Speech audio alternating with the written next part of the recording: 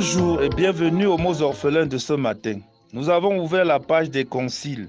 Ce matin, nous parlons de concile de Chalcédoine tenu en 451 après Jésus-Christ. Il y avait encore des questions non réglées en ce qui concerne la relation entre la nature divine et la nature humaine de Christ. Et ce concile important se réunit pour prendre des décisions finales. Que se passe-t-il lorsque les deux natures de Christ sont unies? C'était là la question. L'erreur principale était que quoi? Que l'humanité de Christ était absorbée par sa divinité en sorte que les deux natures de Christ étaient confondues dans la nature divine, c'est-à-dire qu'il n'était pas vraiment homme.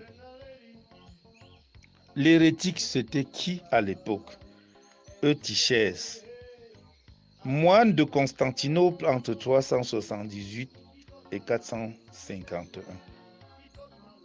Alors, en essayant de contrebalancer l'hérésie de Nostorius, selon laquelle Christ n'était pas pleinement divin, Eutychès insista démesurément sur sa divinité. Alors, l'évêque, le premier pape de l'époque, Léon I, qui était évêque de Rome, sortit une décision.